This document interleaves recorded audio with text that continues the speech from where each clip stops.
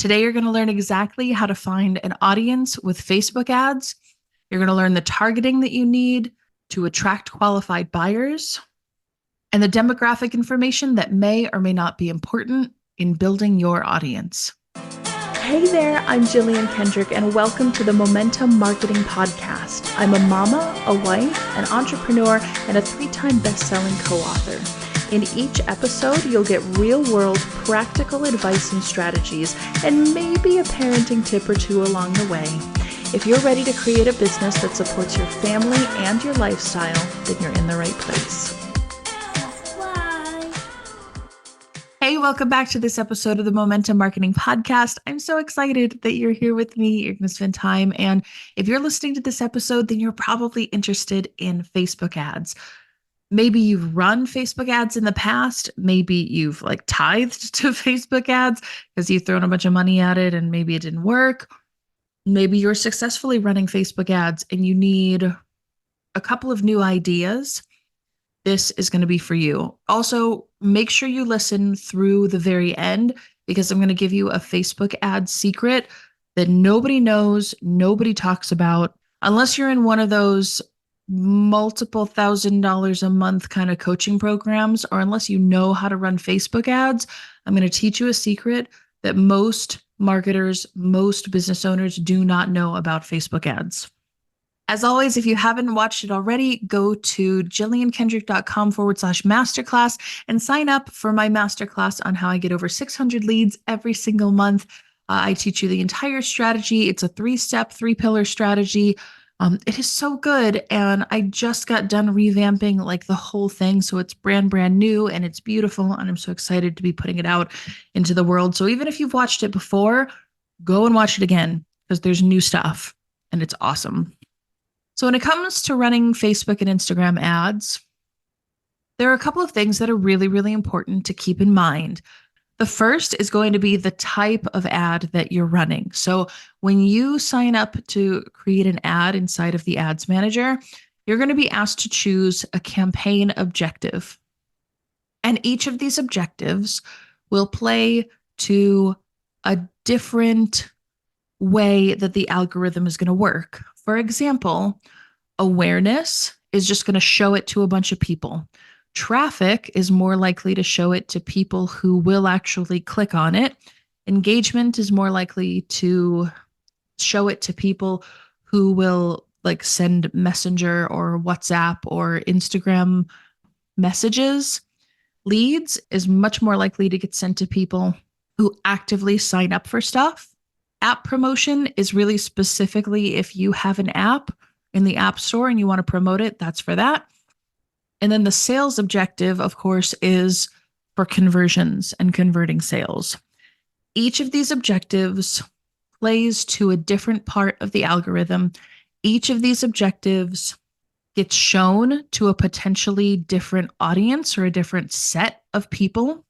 And each of these audiences is going to cost differently. I go over all of that in a lot more detail in my List Builder Blueprint program. If you're interested, you can look at jilliankendrick.com/go to get more information on List Builder Blueprint. Each different objective is going to cost a different price for the lead acquisition.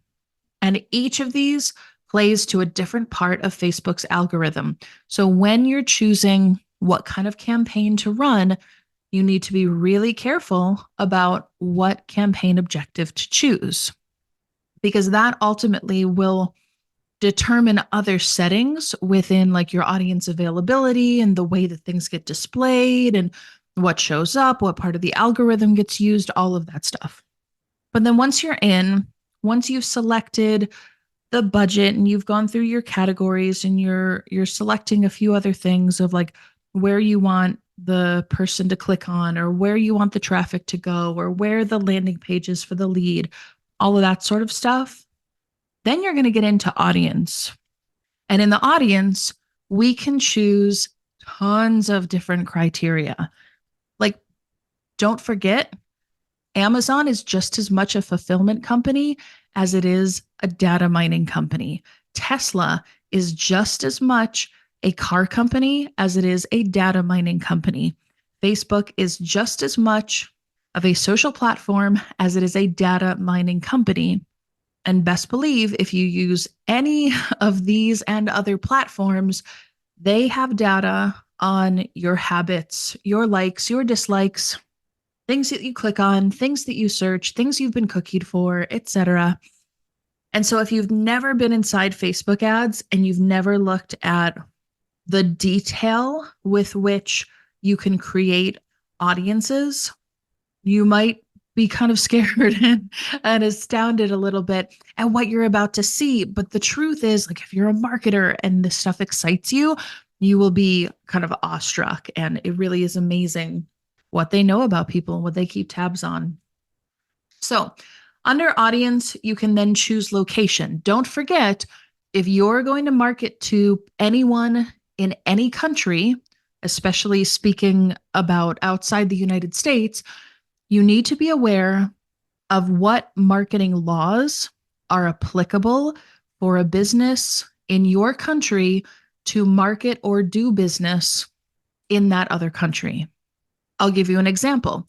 If you're going to send text message follow-up to the people who opt into your landing page, there are rules and laws, I believe in Europe. Correct me if I'm wrong, but I believe in Europe, they have laws in certain countries that say you can only market to people via text message if they have opted in, if they have given consent, and you can only do it within like standard business hours. So like 8 to 5, 9 to 5 type of thing.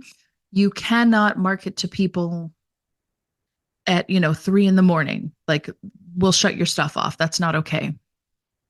So be aware if you're going to choose a location outside of the country or place that you normally do business, be aware of what those marketing laws, what the text message laws are, what the email marketing laws are, what the Facebook laws are. You might, depending on the nature of your business and what you're doing, you might want to be aware of the culture of that country or the political climate of that country or what's going on in that country, so that you're doing things ethically, you're doing things morally, you're doing things according to the law, but also you don't want to waste your money marketing and sending stuff to people that aren't going to buy, aren't interested, or may not even be available to participate. So once you get your location down, you can then also choose age. You can be really specific about the minimum age. You can choose an age range between, let's say 18 to 25 or 25 to 65, or has to be over 40 but under 70, right? Whatever that looks like for you, you can create that. And then languages, if you leave it blank, it'll just go to all languages available within the country or area that you've chosen.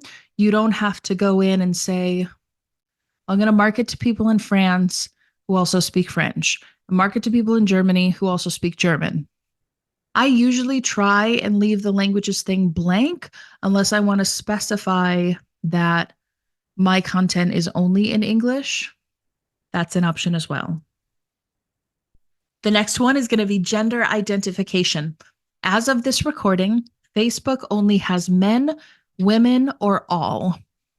Meta Ads does not have a definition or selected option for binary, non-binary, etc. So just be aware of that. Again, maybe your product is applicable to someone who has a specific sexual or gender orientation. You might want to just leave it pre-selected with all. Or if you do coaching specifically for female entrepreneurs, maybe you want to choose women instead of men. It's entirely up to you. And then in detailed targeting, this is where it gets really, really, really cool. You can include people who match certain demographics, certain interests, certain behaviors. Let me go back to the location stuff for just a second.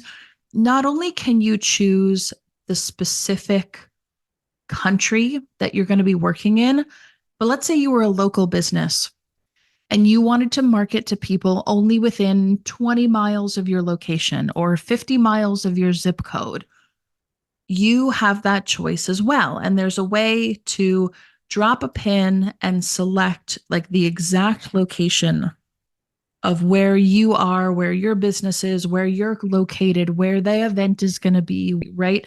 And so you can do that plus or minus 50 miles. And so then you'll be marketing only to those people who live within that area. And then all the other demographic information will be applicable. I wanted to make sure I included that. Now back to the detailed targeting. So detailed targeting will be anyone who includes certain demographics, certain interests, certain behaviors. And there are a lot in here. When it comes to detailed targeting and when it comes to finding like points of interest, keep in mind that if you're looking for something that's like on Facebook, you're only going to find the really, really popular stuff.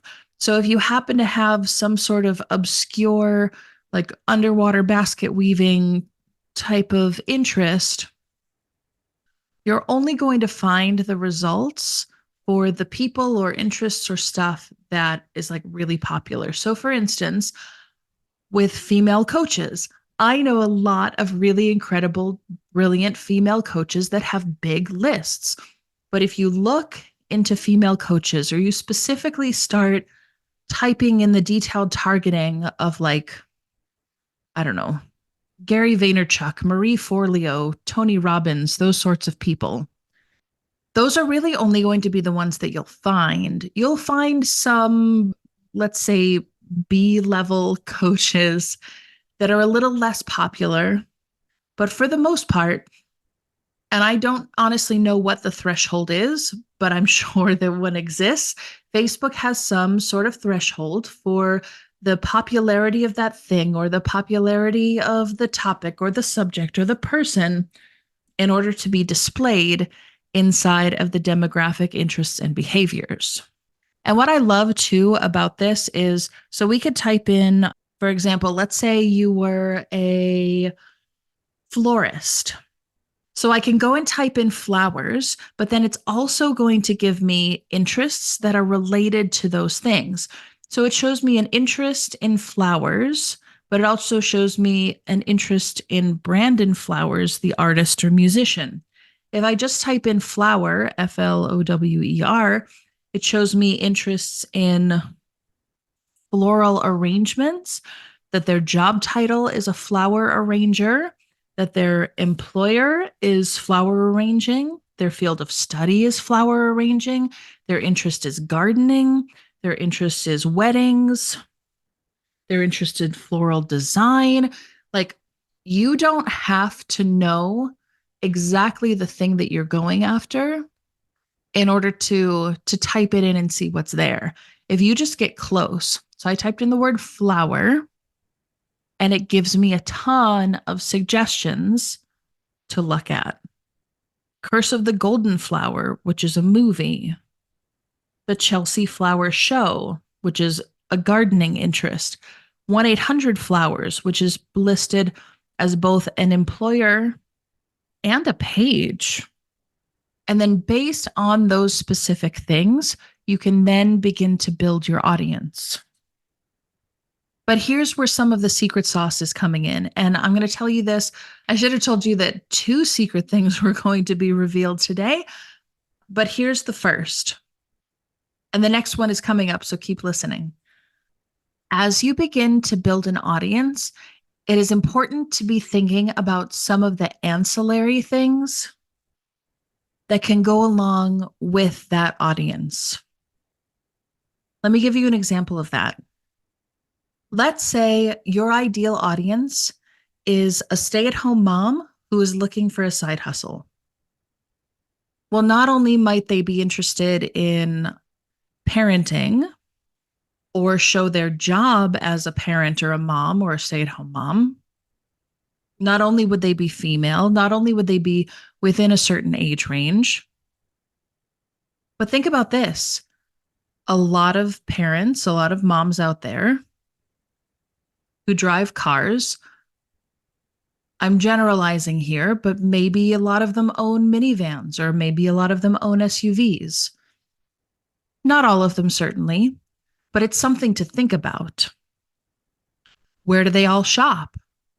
Depending on their income level, they might shop at Aldi, they might shop at Walmart, they might shop at Target, they might shop at Whole Foods, they might shop at Fresh Market, they might shop at Harris Teeter. It just depends on where they live, the resources that they have access to, and their income level. But again, and I know this is all generalization, but it's something to think about, right? So think about those ancillary things, thinking about those secondary and tertiary layers of interests or demographics or topics that could be applicable to your ideal audience. Somebody who likes bass fishing might also be interested in the outdoors, not just in bass fishing, right? And then who are some bass fishing or outdoors influencers that you could find inside of that demographic or interest information that, again, could be applicable to your audience? And when you're creating and adding all of these levels of detailed targeting, the most important thing that I want you to understand is these are or statements. These are not and statements. And what I mean by that is when you add multiple things. So let's say you add, they're interested in plants and flowers, in flower arranging. They're interested in 1-800 flowers. Their field of study is floral arranging, etc. These are not and statements, meaning the person that I want to add to my potential audience has to have an education of flower arranging, and they have to work as a flower arranger, and they have to show interest in flowers or plants. These are or statements, meaning they like flower arranging, or they work as a floral arranger, or they have shown an interest in plants and flowers. Because when it comes to Facebook ads, this is another secret. It's not about getting the most well-defined, specific sort of audience. It's about finding the topics and the general information as much as you possibly can, and then allowing the algorithm to do its job. Then once all of your ads creative gets together and you get everything with your written copy and you get all of your ad content put together, you can then also choose whether you want it to run strictly to Facebook or Facebook and Instagram. Personally, I like running to Facebook and Instagram both, but you can do whatever you choose. And that's how you create an ad. And here, before I let you go, this is the third secret and the only one that I actually teased at the beginning of this podcast episode, but it's so incredibly important. And it's something that, again, tons of marketers, tons of entrepreneurs and business owners out there do not know this. So hear me out. Facebook's algorithm works on multiple levels. And the two most important levels that you need to be aware of is that not only will the algorithm work on the level of the ad itself, right? Like we know that we've set up this demographic information. We've chosen the country or the location or the area. We've defined the targeting. We've included or excluded certain likes, dislikes, features, age, gender, etc. And Facebook's algorithm is going to play to all of those things to get you the best results so that you spend more money with Facebook ads. But the Facebook ads algorithm works on a second level, and that level is the actual ad account itself. So in other words, if you're inside of like the Meta Ads Manager or you're inside of like Facebook ad campaigns, there will be a place where you can see if you have multiple ad accounts or if you have access to multiple ad accounts. You will see the different ad accounts available for you to click on. And so the algorithm will work for each one of your individual ads, but then they will also work for each ad account.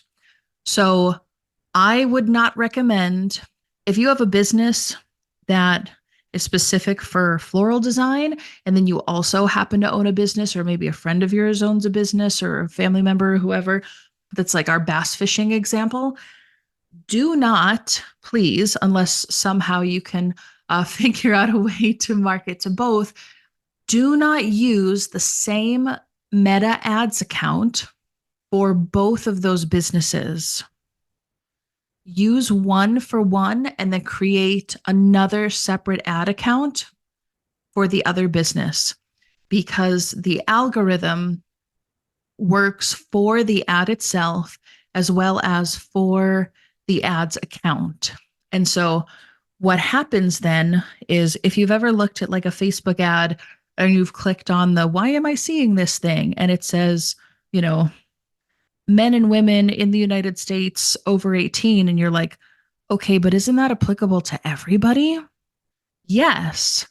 But what happened is that person or that business has run so many ads for so long that their ads account is so well seasoned that they no longer have to use these really specific demographic information, and that the ad account algorithm just knows who they're looking for.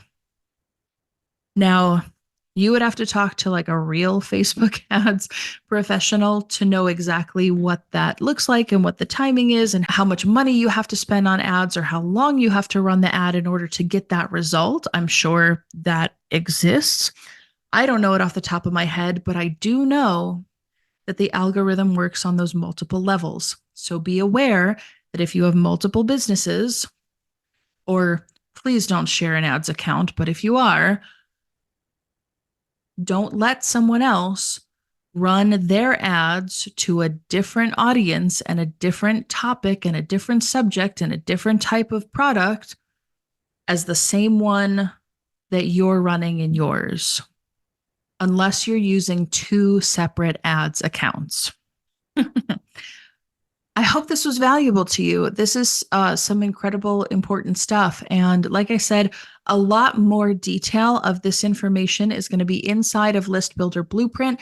If you want details to that, you can either sign up for my free masterclass at jilliankendrick.com/masterclass, or to get details specifically on the List Builder Blueprint program, you can go to jilliankendrick.com/go. Thanks so much for joining me on this episode of the Momentum Marketing Podcast. If listening to this has brought you value, improved your life, or given you insight on how to build your own momentum, then please share it with a friend. And if you're ready to grow your business on autopilot, then I want to help you get there easier and faster with a free copy of my Entrepreneur Survival Kit. Just leave a review of this podcast wherever you're listening right now. Hopefully it's a 5-star and you love it. Then screenshot the review and email the screenshot to hello@jilliankendrick.com. Once we confirm the review, we'll send you a copy of the survival kit totally free. Thank you so much for joining me, and I'll see you on the next episode. All content is written and recorded by Jillian Kendrick. Copyright 2024, all rights reserved.